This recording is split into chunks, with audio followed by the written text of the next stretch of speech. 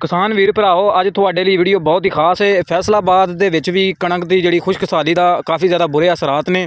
ਤੁਸੀਂ ਆ ਵੇਖ ਸਕਦੇ ਹੋ ਕਿ ਕਾਫੀ ਜ਼ਿਆਦਾ ਜਿਹੜੇ ਫੈਸਲਾਬਾਦ ਦੇ ਏਰੀਏ ਨੇ ਉਹਨਾਂ ਦੇ ਵਿੱਚ ਇੱਕ ਤਾਂ ਨਹਿਰੀ ਪਾਣੀ ਨਾ ਲੱਗਣ ਦੀ ਵਜ੍ਹਾ ਤੋਂ, ਔਰ ਦੂਜਾ ਬਾਰਿਸ਼ਾਂ ਨਾ ਹੋਣ ਦੀ ਵਜ੍ਹਾ ਤੋਂ, ਕਿਉਂਕਿ ਇਸ ਦਫਾ ਜਿਹੜੀ ਨਾ ਠੰਡ ਸਿਰਫ ਨਾ ਹੋਣ ਦੇ ਬਰਾਬਰ ਹੋਈ ਹੈ।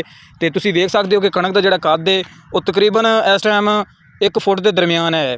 ਅਤੇ ਕਮ ਅਜ਼ ਕਮ ਇਹਨਾਂ ਦਿਨਾਂ ਦੇ ਵਿੱਚ ਜਿਹੜੀ ਕਣਕ ਦਾ ਕੱਦ ਹੁੰਦਾ ਸੀ ਨਾ, ਉਹ ਤਕਰੀਬਨ 2.5 ਤੋਂ 3 ਫੁੱਟ ਦੇ ਦਰਮਿਆਨ ਹੋਣਾ ਚਾਹੀਦਾ ਸੀ। ਅਤੇ ਇਹ ਬਿਲਕੁਲ ਬਰੀਕ ਬਰੀਕ ਹੈ ਅਤੇ ਹੋ ਸਕਦਾ ਕਿ ਇਹ ਜਲਦੀ ਨਿਸਾਰੇ 'ਤੇ ਆ ਜਾਵੇ, ਯਾਨੀ ਦੋਧੇ 'ਤੇ। ਅਤੇ ਇਹਦਾ ਸਿੱਟਾ ਬਿਲਕੁਲ ਬਾਰੀਕ ਬਾਰੀਕ ਹੋਏਗਾ ਅਤੇ ਇਹਦੇ ਤੋਂ ਤੁਸੀਂ ਅੰਦਾਜ਼ਾ ਲਾ ਸਕਦੇ ਹੋ ਕਿ ਕਣਕ ਦੀ ਕੀ ਐਵਰੇਜ ਨਿਕਲੇਗੀ।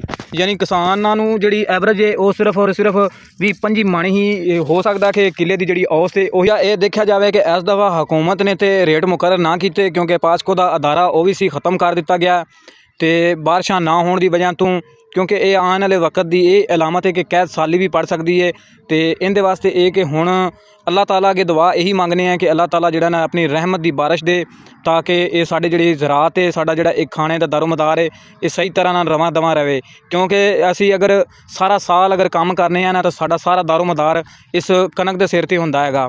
ਕਿਉਂਕਿ ਇਹ ਹਰ ਇਨਸਾਨ ਜਿਹੜੇ ਨੇ ਇਹਦੀ ਗਜ਼ਾਈਅਤ, ਇਹਦੀ ਜ਼ਰੂਰਤ ਹੁੰਦੀ ਹੈ। ਇਹਦੇ ਤੋਂ ਕਾਫੀ ਜ਼ਿਆਦਾ ਜਿਹੜੀਆਂ ਚੀਜ਼ਾਂ ਨੇ ਉਹ ਤਿਆਰ ਵੀ ਹੁੰਦੀਆਂ ਨੇ, ਮੈਦਾ ਲਾ ਲਓ, ਸੂਜੀ ਔਰ ਕਈ ਦੀਗਰ ਚੋਕਰ ਵਗੈਰਾ ਵੀ। ਅਤੇ ਇਹ ਜਾਨਵਰਾਂ ਦੇ ਵੀ ਖਾਣ 'ਚ ਇਸਤੇਮਾਲ ਹੁੰਦੀ ਅਤੇ ਇਨਸਾਨਾਂ ਦੇ ਖਾਣ 'ਚ ਵੀ ਇਸਤੇਮਾਲ ਹੁੰਦੀ ਹੈ।